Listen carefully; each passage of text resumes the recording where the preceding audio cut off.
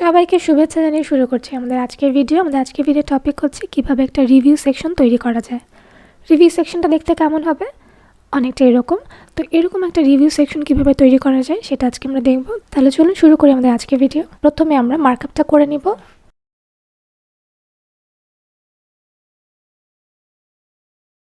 মধ্যে এখন আমরা কি দিতে যাচ্ছি আমরা একটু দেখি। এখানে একটা ফন্ট আসামের আইকন থাকবে, এখানে টেক্সট থাকবে, এখানে আরেকটা ইমেজ থাকবে। তাহলে টোটাল 3টা আলাদা চাইল্ড ক্লাস হবে। তো সেটার জন্য আমরা দিব, এটা দেই রিভিউ আইকন, এরপরে আরেকটা নিব, সেটা দিব রিভিউ টেক্সট, এবং ফাইনালি একটা দিব রিভিউ ইমেজ।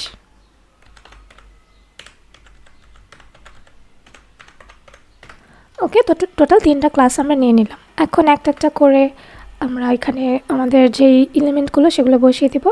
তো ফন্ট আসাম থেকে আমরা কোটেশন আইকনটা নিয়ে নিই। কোটেশন লিখে সার্চ দিলে এখানে আমরা দেখতে পাচ্ছি অনেকগুলো আইকন শো করছে। তো যেটা ফ্রি আইকন সেটাই আমরা নিতে পারবো। এটাতে ক্লিক করলাম, এখান থেকে কোডটা কপি করে নিয়ে এখানে আইকনের জায়গায় দিয়ে দিচ্ছি। আর এখানে হবে রিভিউ টেক্সট। রিভিউ টেক্সটটা আমরা এখান থেকেই নিয়ে আসি। টেক্সট আমরা প্যারাগ্রাফের মধ্যে দিয়ে দিব। আর এখানে রয়েছে একটা ইমেজ, এই ইমেজটা আমাদের অলরেডি নেওয়া আছে, সেটা আমরা এখানে দিয়ে দিব। আর টেক্সটটা নিয়ে নিচ্ছি এখান থেকে। তো ইমেজের নেমটা দিয়ে দিই এখানে।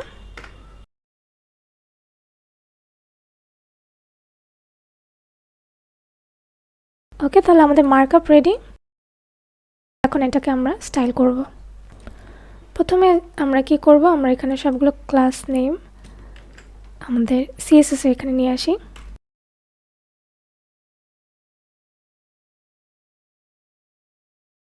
প্রথমে রিভিউ ইমেজ, এটা ইমেজ সাইজ, এটাকে আমরা বলি উইথ 50 পিক্সেল দিয়ে দিই। আচ্ছা, তো রিভিউ সেকশনের প্রথমে আমরা একটা প্যাডিং দিব। প্যাডিং পরে নিচে 7 rem, ডানে বাই 0।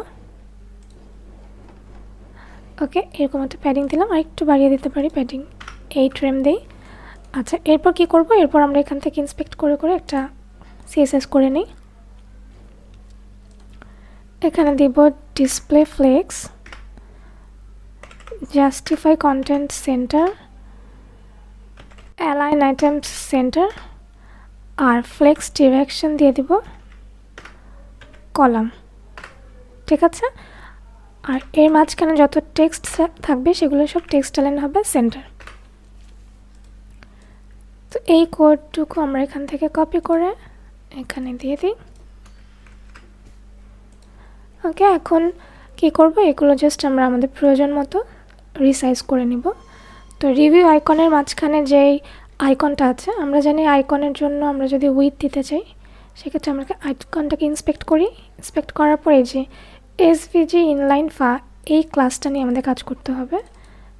তো এই ক্লাসটা আমরা এখান থেকে কপি করে নিয়ে এখানে দিয়ে দিচ্ছি। এরপর এটাকে আমরা কি করতে পারি, এটার হাইট দিতে পারি। আমরা জানি এই ফন্টের সময় এটা হাইট দিয়ে কাজ হয়। এটাতে আমরা যদি 2 rem দিই, দেখুন এটা কিন্তু ইনক্রিজ হচ্ছে সাইজটা।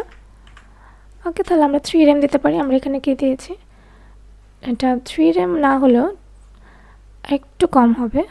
ওকে, আমরা তাহলে এটা 2.3 rem এরকম দিই। ওকে, আর এটার কালারটা আমরা একটু লাইট করব।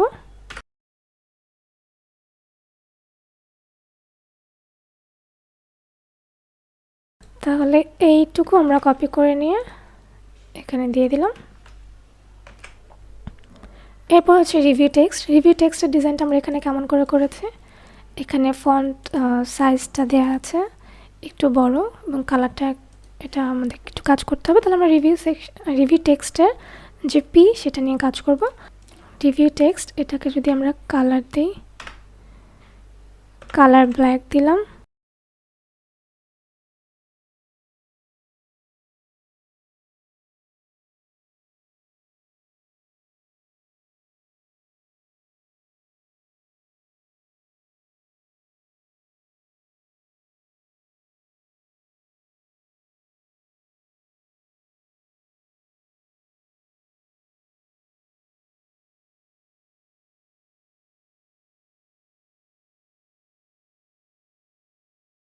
হেডিং 3, এটাকে আমরা ঠিক করে নেব রিভিউ, এটা হচ্ছে রিভিউ ইমেজ H3।